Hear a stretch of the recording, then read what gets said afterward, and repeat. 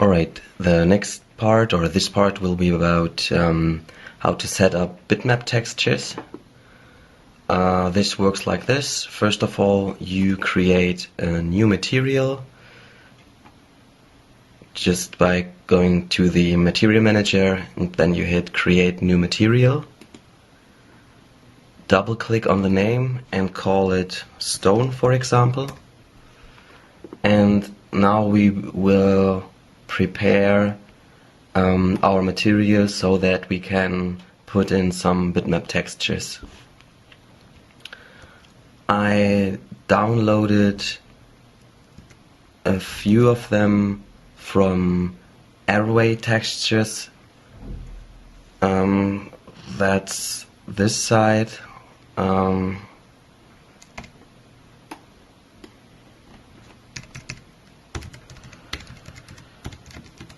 Arrowwaytextures.com.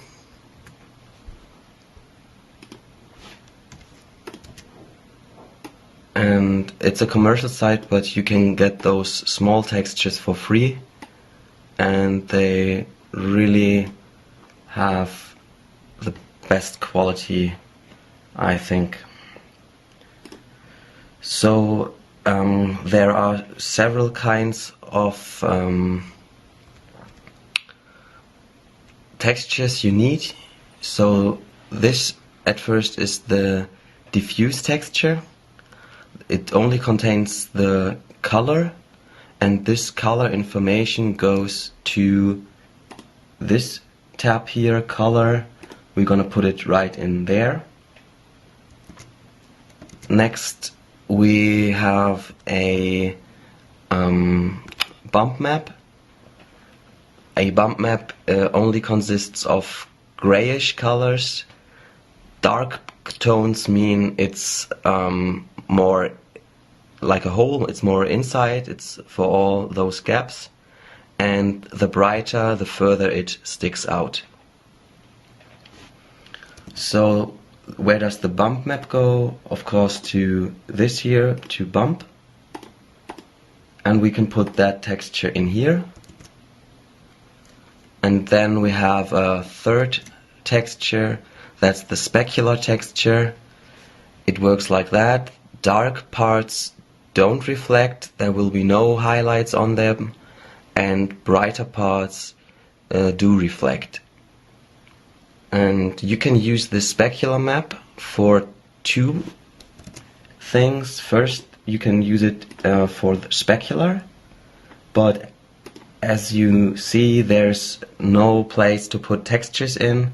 Among specular, you have to put it to specular color. That's this one here, and then it'll work just fine. And then there's another way where we could put it.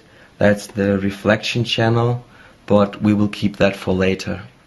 So now, just to load in the textures, make sure you have color, bump, specular, and specular color checked. So let's start with color. You should download those textures yourself. It's arrowwaytextures.com. And if you just click here, you will find stuff like that. I mean, it doesn't matter what kind of thing you take. I went to Stonework Volume 1 and choose Stonework 2, and there's all those three maps: diffuse, bump, and spec, and you can download them without registration, just as a zip file. Okay.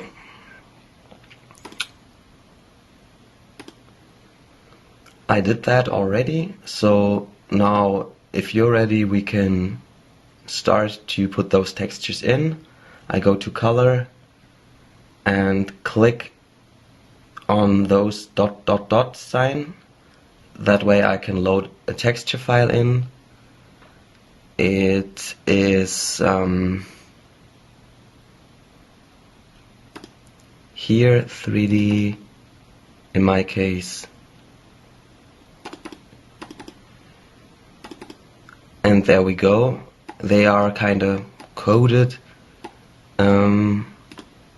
D stands for diffuse, B for bump, S for specular, and the numbers tell you what values the author suggests.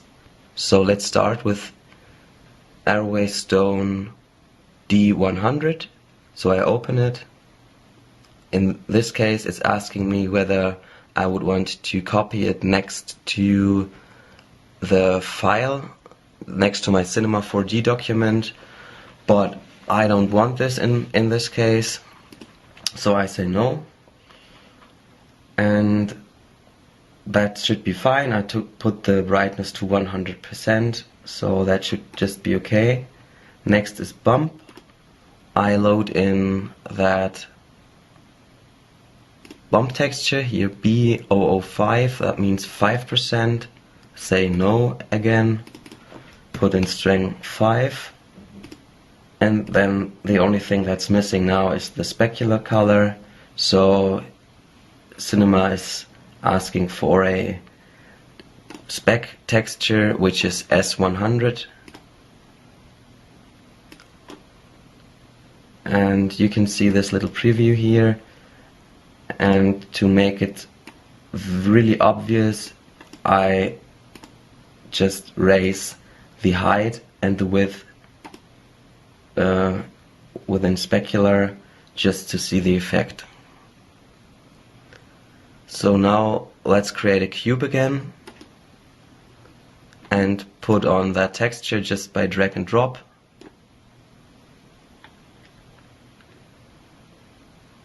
And maybe a light next to this, just one click for a light. And now let's zoom in a little and hit Command R for rendering. And the effect is really subtle, so I want to have a little stronger bump. So I go to bump and crank it way up just to see whether it works. And now I see it works. So this looks almost like in a computer game, so I want to reduce this a little. And of course this texture is stretched now. We will discuss how to properly map stuff in the next video, but in here it's just about how to set up textures. Okay, now let's switch over to Photoshop in order to be able to create our own textures, so that we have a color map, a bump map, and a specular map, and we're now going to learn how to do them on our own just based on a photo. I took a photo last year how to just photograph on a wall. It's the best if you take photos like that either from the internet, so you save a lot of time, or if you need something special, then just go on a day when it's rather cloudy, like overcast, so then you can just you don't have any shadows or harsh lights on your textures. Apart from that, make sure that you photograph the walls really straight, on a straight angle, so that you don't have much of a distortion going on. If you need to, if your camera is kind of bending those lines here, let's have a look. I just hit Command R to get the rulers in here, and then I can check whether my lines are straight or not, and I possibly corrected this texture already. It doesn't have much of a distortion at least. In case your photo looks different, then just go to filter, and there should be a filter that corrects your distortions. It's distortion filter, and then probably something about objective or some correction. It looks like that. They have a kind of grid over the image, so you can tell whether it's straight or not, and you can correct the perspective in case you need it, and you can do this for horizontal distortion as well.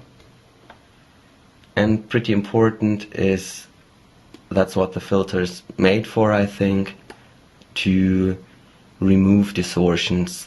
Maybe if you have your camera is an image like this, so you actually got, okay, that's a little too much, but if you got lines like this from a wide angle objective, then it's kinda distorted, and you can use this values to get it straight.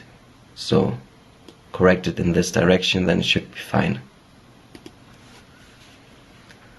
That's the first thing you have to do with the texture. Next would be cropping it to the borders you need. I will need something like this. I go to crop. You can just hit C on your keyboard or click on that icon. And we should make sure that the texture is tileable so we can repeat it. So it should be a bit like this. So if you think about it, these are our gaps, and we want to make sure they are evenly spaced once we repeat them. So we take half the gap from here and the other half from here. And the same for the bottom and the top. More or less like this. And we should be aware of certain problems, like this gap is way darker than this one. So what will we do in Photoshop? We could correct this before or afterwards. So maybe we just leave it the way it is for now and hit enter. And now there are several ways to make this texture tileable. First we can, oh actually I think it's a little bent, but anyway I'm going to keep it like this for now. The most popular way of doing this works like that. You first copy that layer with a right click and then you say duplicate layer. Alternatively you can use Command J like this, and then you go to filter, other filters, and there is an offset filter. And what the offset filter does is just moving your texture along towards a different place. You can do the same for top and bottom, like that. And so that you have a cross in the middle. And now you can just put a mask on the top layer, like this, clicking on this symbol. And then you paint in with a black brush. With a right click you can define the hardness of the brush and its size. And then you then you can correct it. This works for grass and stuff like that, but not in this case. So maybe it's more clever to just take a part from the right hand side,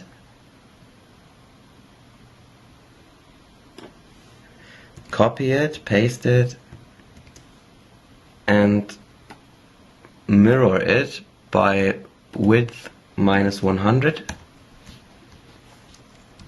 Put it here.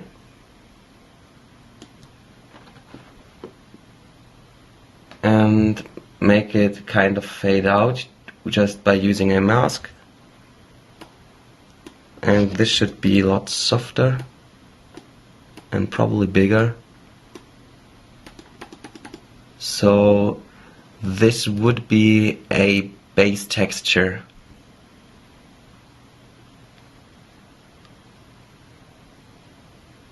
We can do the same for the top, but first of all, let's delete this unnecessary copy. And now we hit Command E to just melt those two guys together. And let's use the same here from the bottom. Let's just pick a copy of the bottom part, hit Command C and then Command V for copying and pasting. Take this cross in the middle up to the top of the thing we just copied and hit height -100, so we copy it on top, pull it up, and of course we don't want an exact copy, that's kind of too obvious, but we can use the mask again to change the looks. Maybe not too soft, I just go back and make it a little smaller.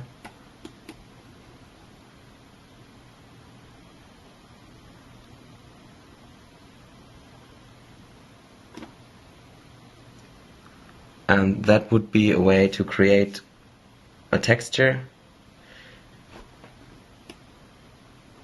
Make sure the gaps are clean. And now I melt this together and call it diffuse.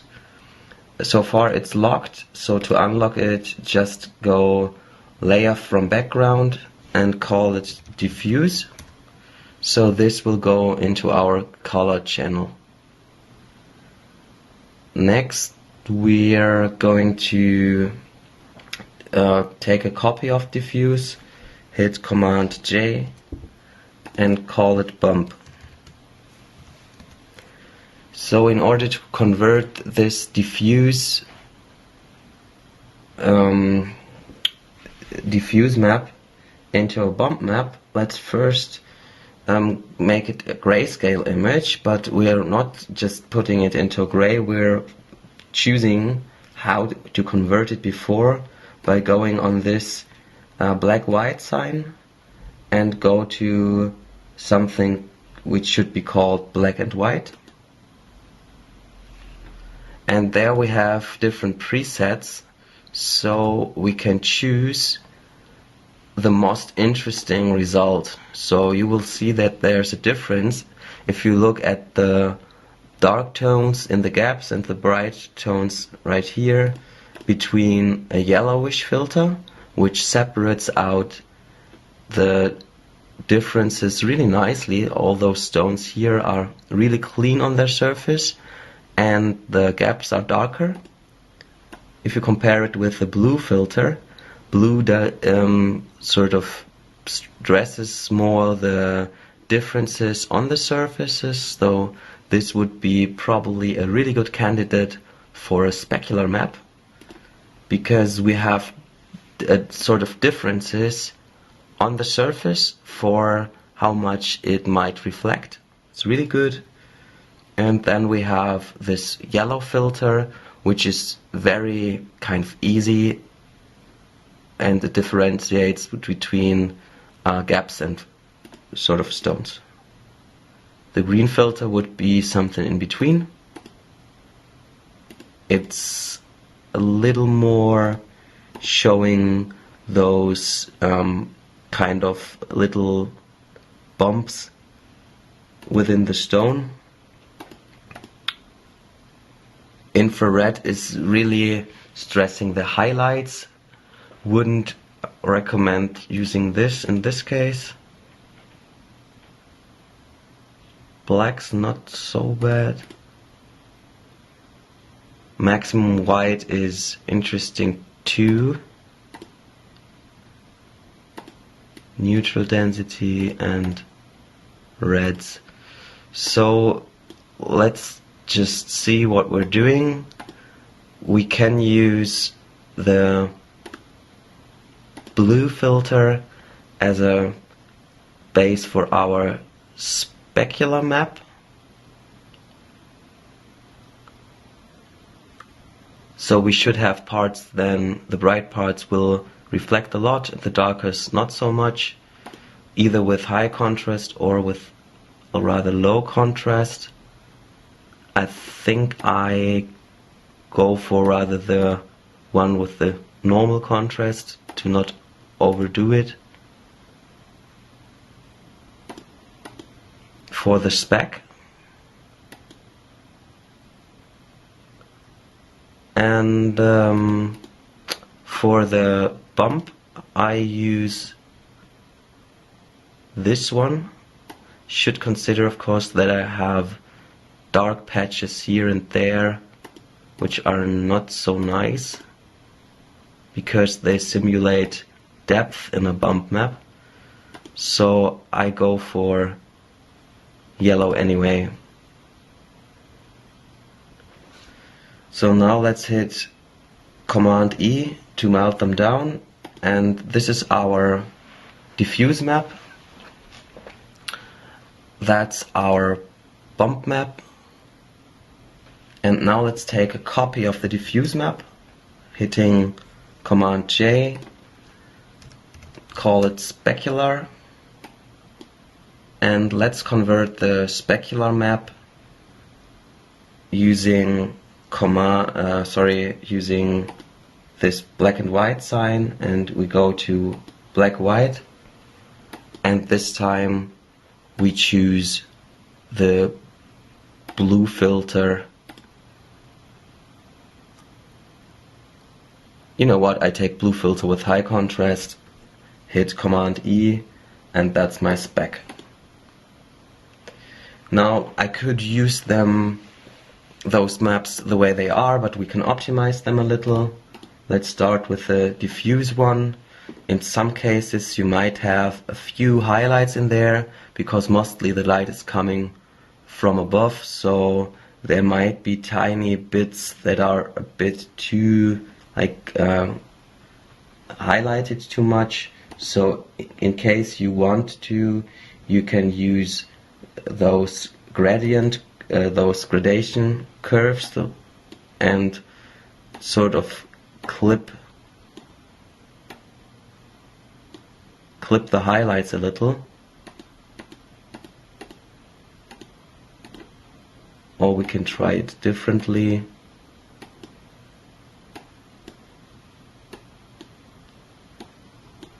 By just chopping them off.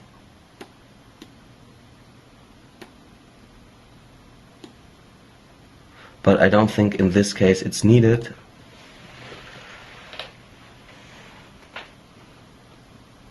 But you might need other stuff instead. Sometimes you have plants in front or something you have to sort of stamp out. I will just give you an example. Let's say you take the this tool here just to remove something like this spot here. Then you would just hold down Alt, take something from there and click on this. Of course you can see a circle now, so we should make this a lot softer.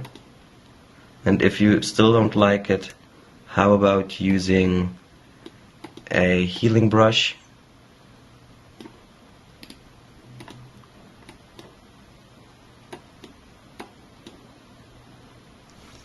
Which works like that. Then it gets even harder to see that we cheated a little. There could be a lot more corrections to be done, for example the color. So go to those curves again and you can color correct those stones, for example using the RGB channels. By pulling out blue you can tint them yellowish. Only go for slight manipulation. You can put in more or less green, and you can change red it to red or reduce the red a little to make it look paler. I show you the difference. That was the original. It was kind of bluish and not very colorful, and you can tint them a little. It really depends on what kind of texture you need. You can also increase the contrast of the whole thing by either clipping them, so it almost looks a little too bright now, but now it's getting a bit more contrast, or you can use an S-curve in the RGB mode to increase the contrast. In my case, I'm fine with this, so it shouldn't be that dull, but it doesn't need to be like this either, so something in between will do.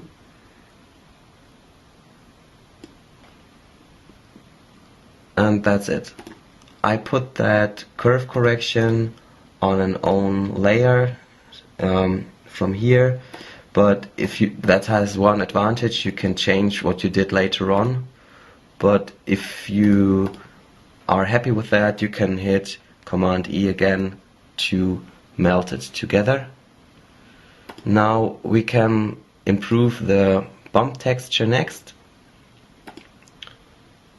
You go here again to curves, and maybe you want to get those bright areas brighter. So if you just move the left mouse button, you can see what represents the bright areas in our histogram and what are the dark ones. And for bump textures you really want to make a difference between the bright parts and the dark parts. So let's just hit Command here while pressing left mouse button and Command here. And now we make this a lot steeper, so we really can differentiate between the dark parts and the bright parts.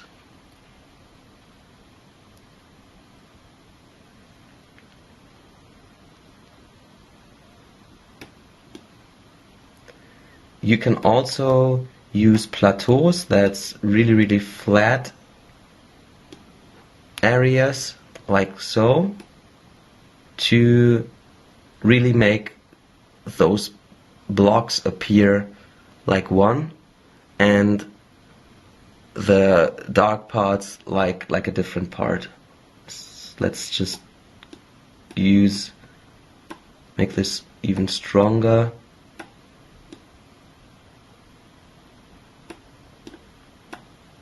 Of course, if you wanted to do it really good, then you should probably correct those dark corners, at least those and those guys, because in reality there won't be any holes.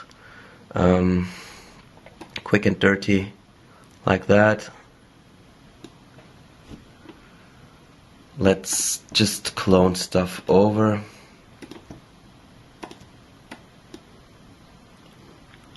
Sorry, not from our curves, but from the actual bump.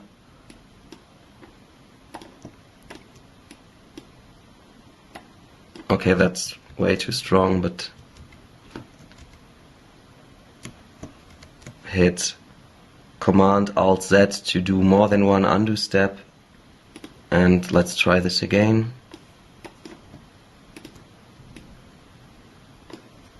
Still don't like it. yeah, that would be one way of correcting that kind of stone. You really can spend ages on this if you like. Of course we should darken this part here, so let's just copy one that's working fine. Maybe this one. Just use the rectangle tool and steal it from there. Copy it, paste it, use V to get back to mouse and put it in there.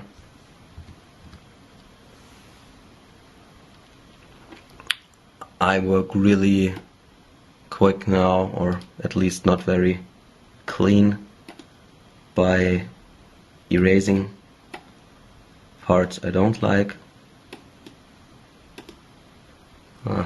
Didn't really get better, sorry. So let's just hit Command E and kind of smudge it maybe a little. No one's gonna notice, I guess. And actually we should darken this part up there. There's another method, just use a brush, take this dark color up there and paint over it. Maybe it works, let's see.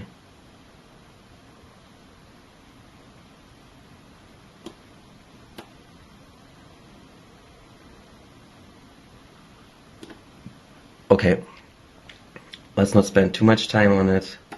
I now take the curves and hit Command E, so the bump map is called finished.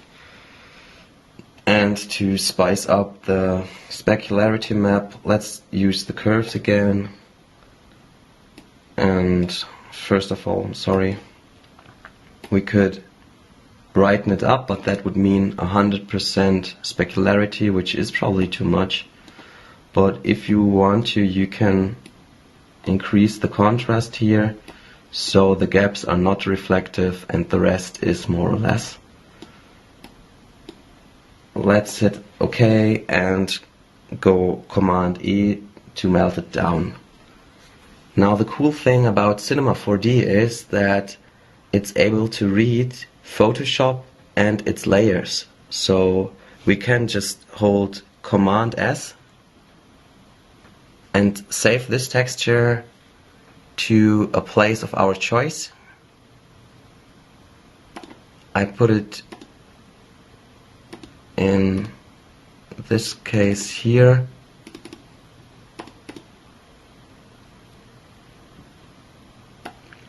Call it own texture .psd. Make sure layers are included. Hit save. Okay. And now let's go back to Cinema 4D.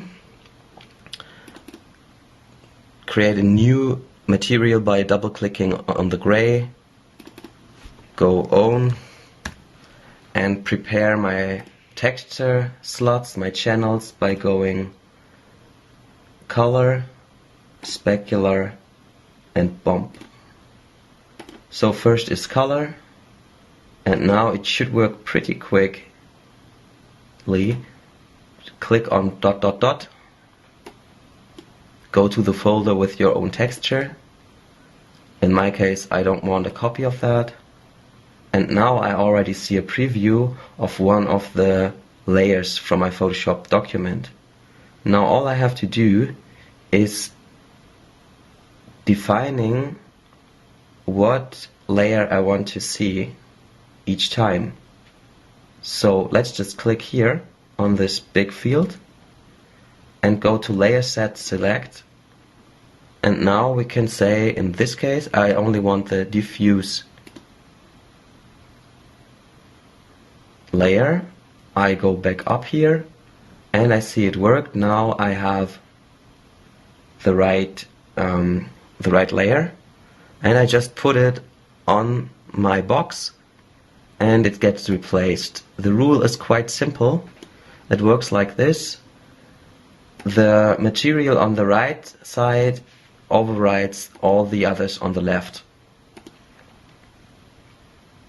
So this worked in my case. This is what my texture looks like in with the diffuse only. So you can tell it has a really even specular. That's not what we want later, and it doesn't have a bump map yet. But we can do this real quick by going to our texture again, and now let's just copy that material by dragging it over from here to bump, go over bump, so you can tell the stuff below changes, and go down to texture and just drop it in that field. Now before we change anything, let's do the same step again. Take this field here, move it to specular color and drop it. Excuse me, but not there, but instead you go over and drop it here among texture. So all we have to do now is define for the bump what's the right layer. We go to, excuse me, I do it a little slower.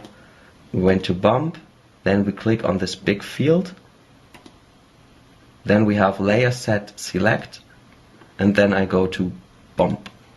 Hit OK.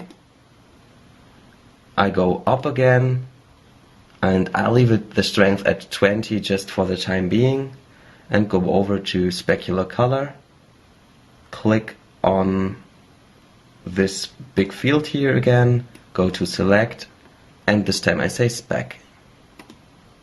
So let's go up and check whether our image improved, and I think it really did.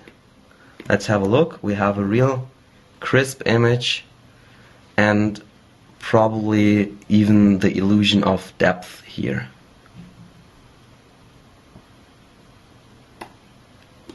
Let's crank up the specular highlights just to make it more obvious. There you go.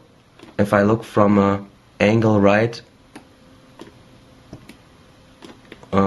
opposite to my lamp, I can tell that my spec really works. Can you tell it? Here it's brighter and there too, but where it's mud, there it doesn't work. So this could be quite a good texture. I wouldn't recommend to use such high specular, but it depends really on the lighting and the angles from where the lights come. So there's not too much I can tell about that.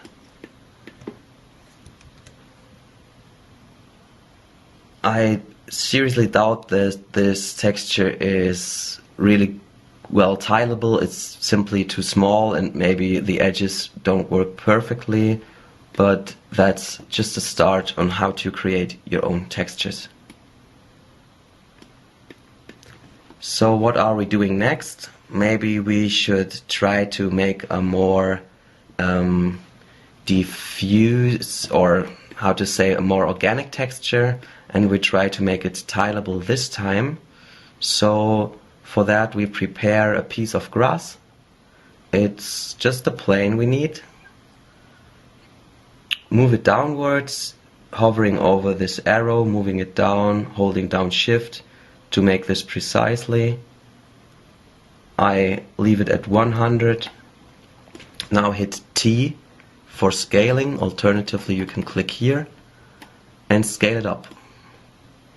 So now how do we map, or not map, how do we create a texture of the floor? I will just have a look for a grass texture and we'll see how can we make this repeatable. Alright, I knew I had a grass texture somewhere, so it might be not particularly beautiful, but I think we can use it. So first of all, we need to check whether we have a vignette like dark corners, and in some cases we even have to remove certain items like trash or something that doesn't belong there. If you notice any distortion, you should know by now that you can remove it with this slider here, but what I'm after is this kind of thing. It's called vignette, so due to physics you have an effect like this in most cameras, but you can fight against it with Photoshop to make it look more even, and then hit OK. I just make the image a little smaller because I don't want to keep cinema too busy, so a smaller resolution will do for my cause. I go to Bicubic Sharp to make the texture fairly crisp. If you wanted to, you could sharpen it as well, but I wouldn't overdo it in this case. It already looks sharpened. And now I personally like square textures better, so I hit C for crop. Alternatively, you can click here, and while pulling that rectangle you can hold down Shift to have it square shaped. So that way we're avoiding the maybe too bright or too dark corners, and I have an easy to handle texture within Cinema 4D, so I don't have to look up, is it wider than it's high or something like that. Square is simple. And let's just hit enter. So now it's cropped. And now let's duplicate the layer we have here by pushing Command J. And now, as I tried before, we're going to move the top layer with filter, other filters, and offset. And now you can see it's set off by, say, 500 by 500, and you should notice a little cross, like some lines going along here. That's the borders that used to be at the edges, and now they are at the center, so they just wrapped around kind of the image. And the trick is to get rid of those seams, for example by cutting them out or by using the clone tool. I personally like cutting out more, but it really depends on the image. So let's remove from this layer a few parts by using a mask and paint in with a black brush. And now something important, you could have a really huge brush which is pretty soft and just go over like this. That's what most people do. But there are areas that look really blurred by that, and apart from that it's not really believable, I think. So let's go Command Z, so we go back, go Command Alt Z to go more than one step back, so I have my crisp lines again. And it really depends on the surface and the scale of the image, but in this case I would recommend to use a little harder brush and maybe smaller, and you don't have to go really straight. You can kind of start to sort of move your mouse a little around so the eye can't really follow where you've painted and where not, and that way you might be able to fake a piece of grass. If you messed it up in some parts, just change the colors either by clicking here or by using X key, and you can paint back. So the good thing about masks is you can't really do mistakes.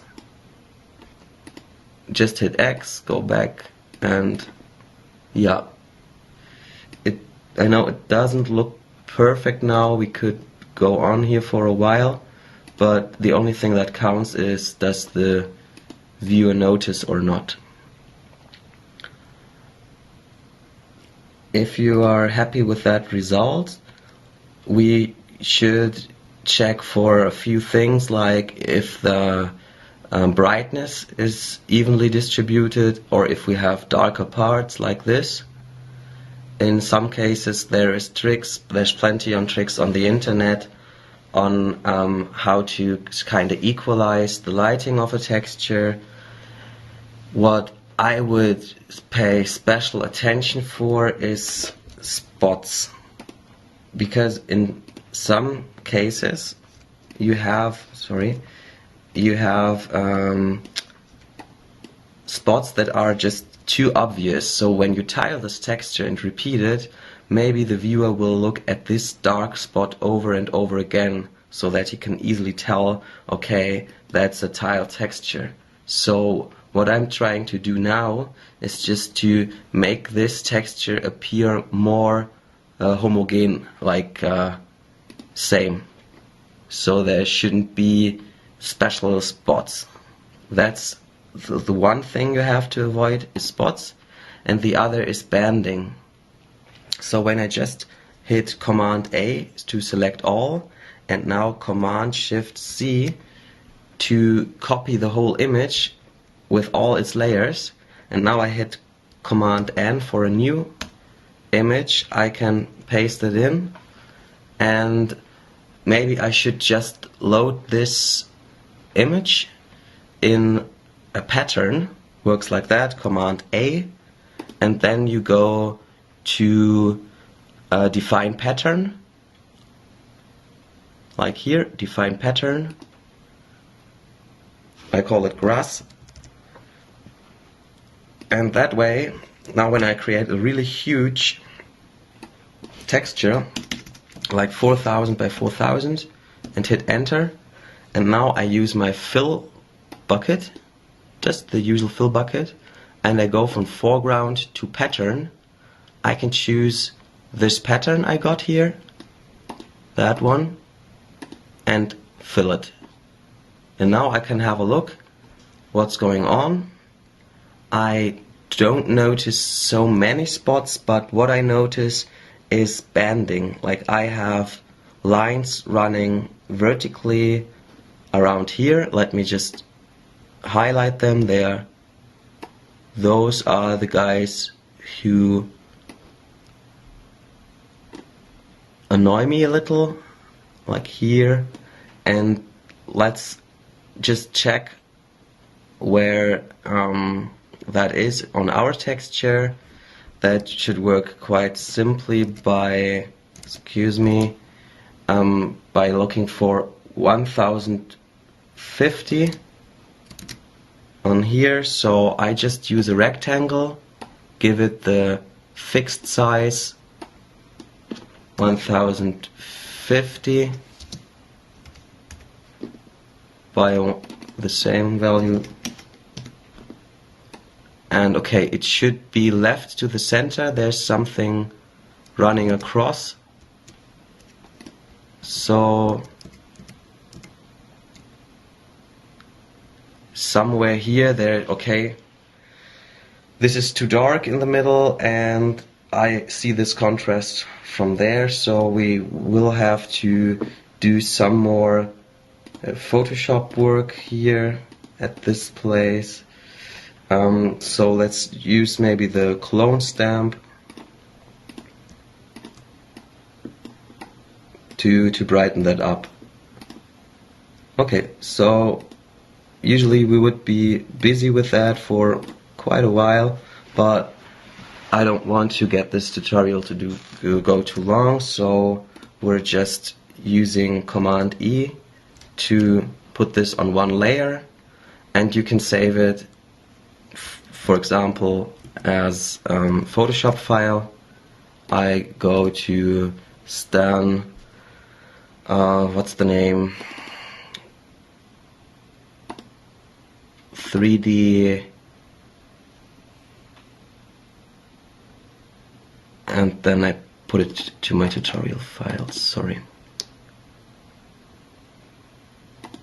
So let's have a look how it works. This time we don't have a bump map created or a specular map, but we'll see anyway how it looks. I go to grass and just pick the grass texture here in my new material, put it on there, and now if your preview is too blurry, then you can do the following: go to editor and go to texture preview size and put it to 1000 by 1000 so it gets sharper. Remove the specular.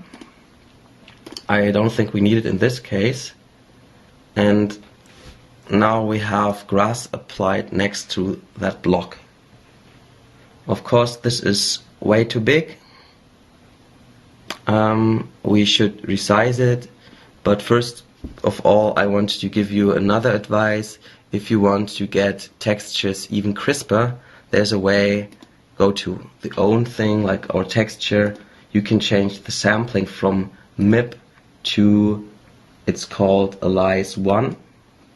That's even crisper. So if you need stuff to be really crisp, you can set it to Alias. This works for bump as well and for specular color too. So that would be the maximum quality so far.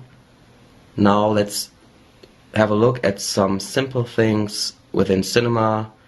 First we want to care about the texture tags. Please consider the following. We have one thing that's the material that looks like this in the attribute manager, and we have a material tag that's this little ball here. So there's a difference if I click here or there. I think we are through with all the texture settings for now.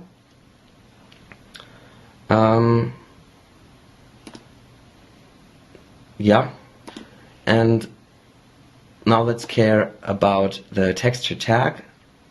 I just clicked on my grass tag.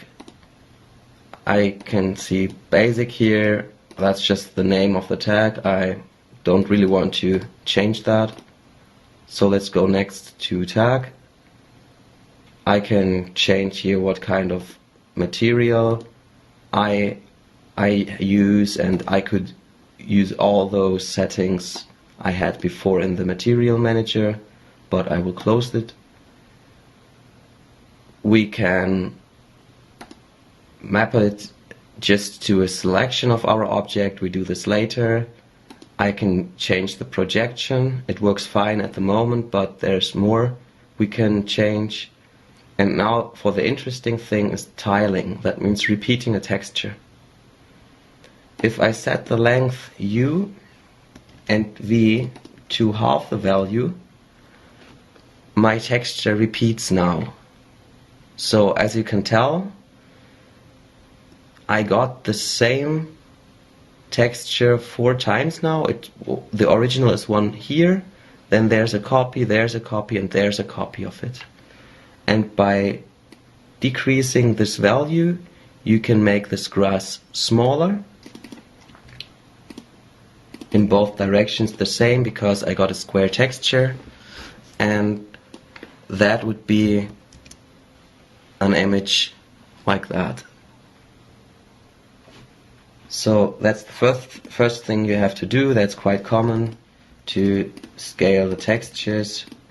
You can either use tiles or %. You can tell that influences each other.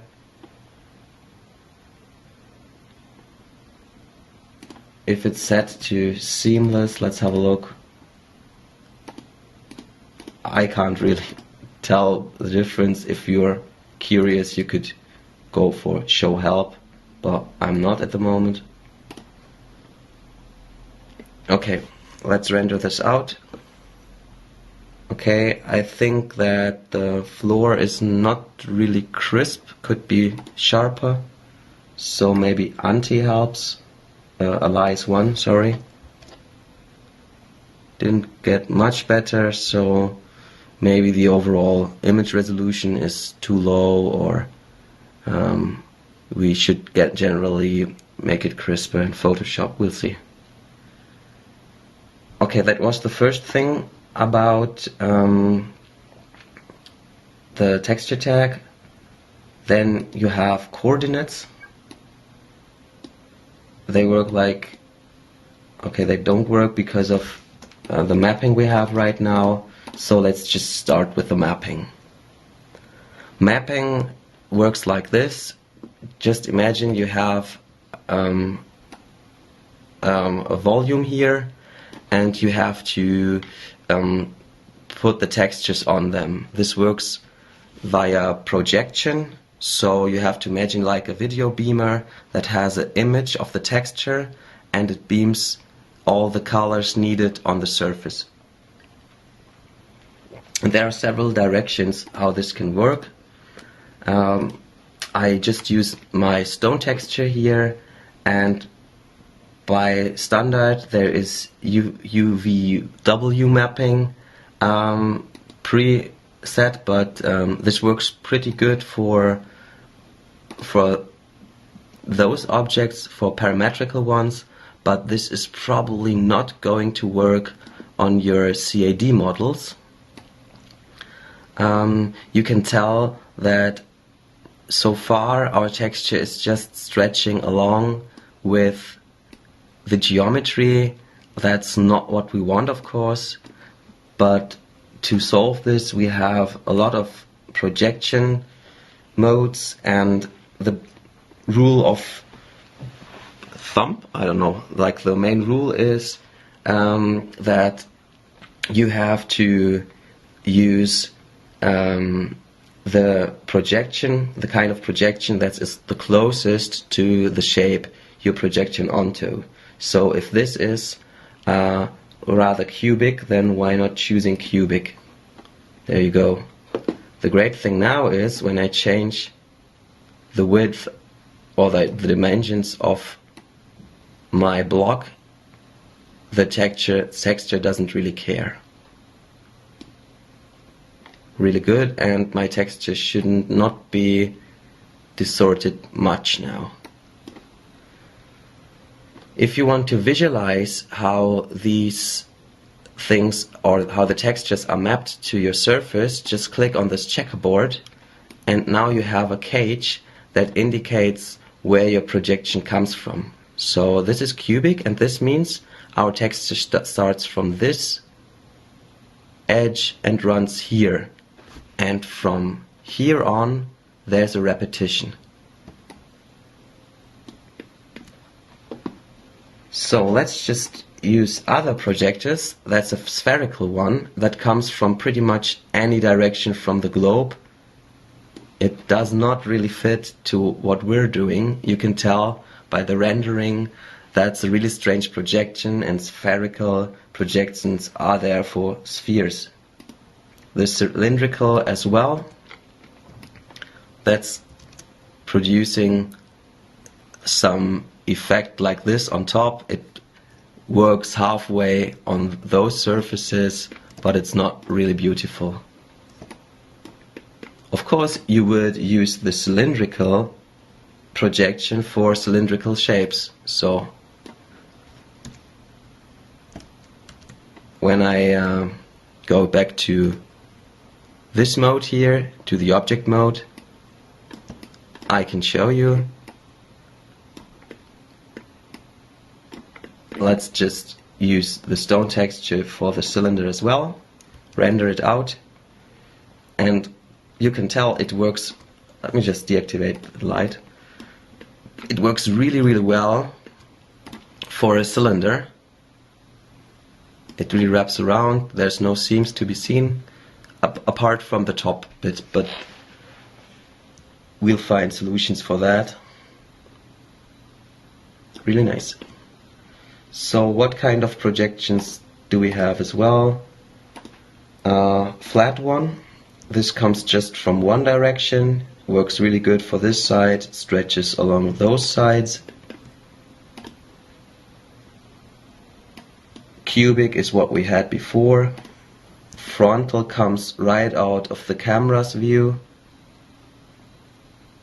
Rarely used in architecture, as far as I know. Spatial is a way of wrapping stuff around, never use it. I don't, at least. UV mapping requires a UV map, which we rarely have in our CAD models.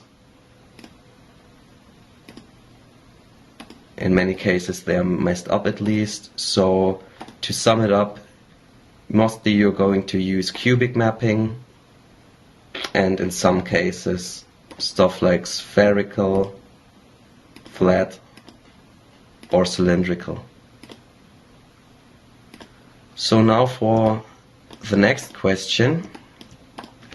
Let's just move this out of the way.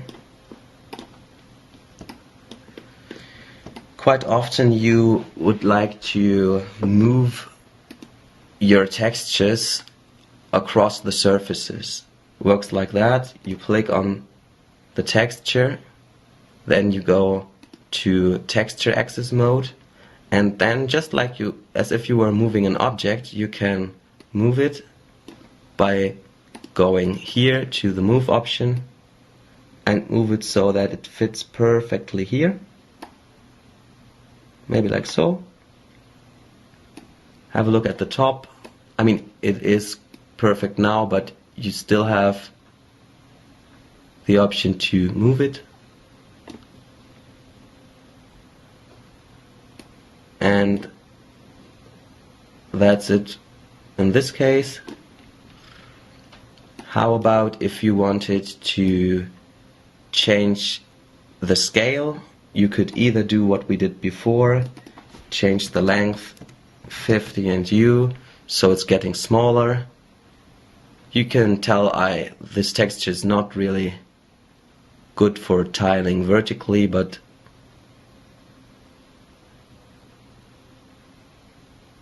that's not our problem now. Or you could do something a little bit more fluid. Works like this. You just go to scale mode and then you can squeeze and stretch the textures just the way you want in any direction. Of course you can rotate that texture cage as well by going to rotating. Doesn't make much sense here, but let's just hit Command Z and I show you where it makes more sense. That's the case with the cylinder. Go to texture mode and let's rotate this stuff around, so you could even on a pillar say where there are the gaps and the stones and so on. Here too we can hit T for scaling and scale those things down. Sorry. And if we want to have them a bit closer together, we can change their length U and make them look like this. Okay, one more thing. What if you want to mix two textures quickly? Say on the ground here, you would like to have some more sandy parts, like so. This is supposed to be a sand color, and you want to mix it with the grass. I just name it sand here, and the trick is to go to alpha channel, click on alpha, go to texture, use whatever you like. I use noise. I make the noise fairly big, 600%, and maybe a bit stronger in contrast. I go back up, so that's what my my sand will look like. And now I can just map it on the plane, and As you can tell in the preview, now it's mixing up. That's because of the alpha. So it works like that. The material that's right on the right side may have or should have holes in there created by an alpha map, and all the black parts become invisible, and that's why we can see the grass. Rendered, it looks like this. Of course, this is not perfectly what we want, but by tweaking the noise shader we have in our alpha channel, we can make this look better and better. It's quite often it's about this correct scale.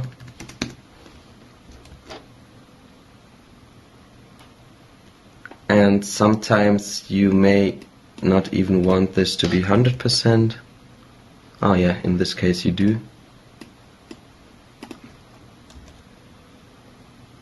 And if you put on something more interesting instead of just the plain color, maybe some noise here for the sand in the color channel, then it might be worth looking at it. Maybe something like this would be a good start, and that's how you mix two colors with each other, or two materials, just by alpha. So there's another thing I would like to show you, and it's about giving one object. Sorry, we click here on the Use Model button. What if you want to give one object more than one material? You can do so by converting the object by clicking here.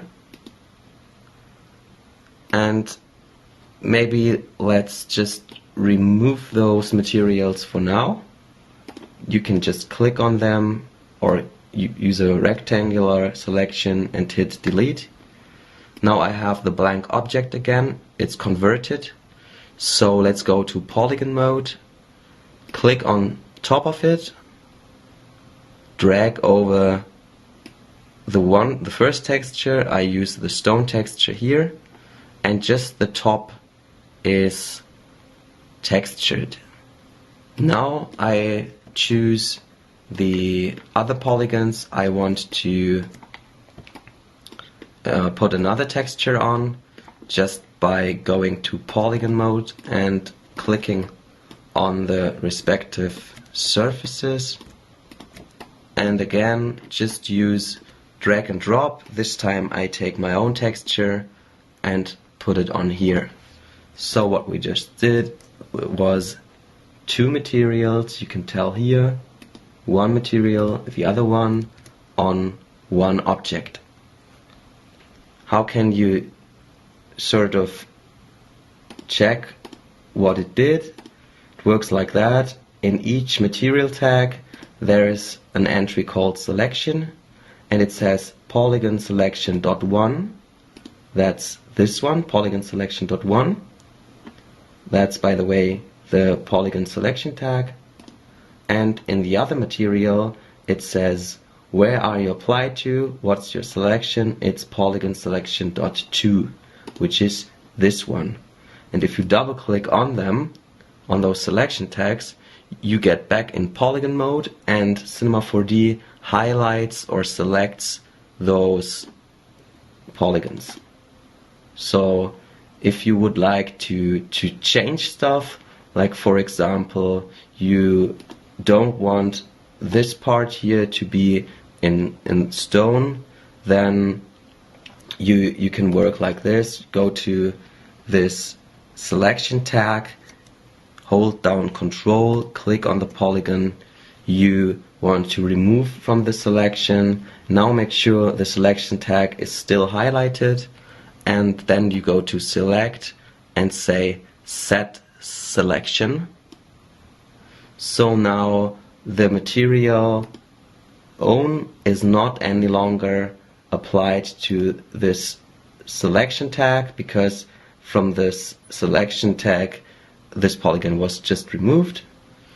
So if you want to have that stone texture which is on top to be here as well, just have a look at the stone texture. Look here, polygon selection dot one. That should be polygon selection 1. Alright, double click on it, and now you hold down Shift, click on this empty polygon, and now go check again that it's still selected, polygon selection 1, and go to select, set selection. Now you have it in full control. You can, of course, remove those tags if you wish.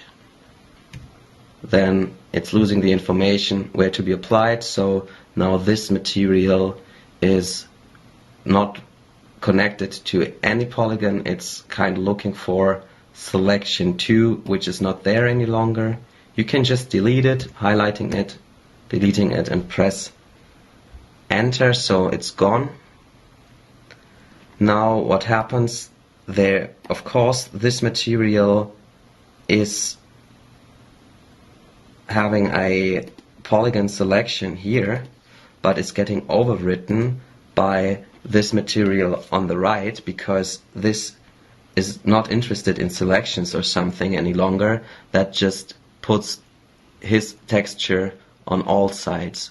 So if you don't want this, you could either put it on the left hand side, so now in the important parts which are in the polygon selection 1, this material overrides its left neighbor, or you could just remove this bright texture, then those are blank again. So to make it like it was before, you could use just delete the tags, the selection tags, and leave it all empty. Alright, that was a basic introduction into using textures, creating your own textures, and in mapping.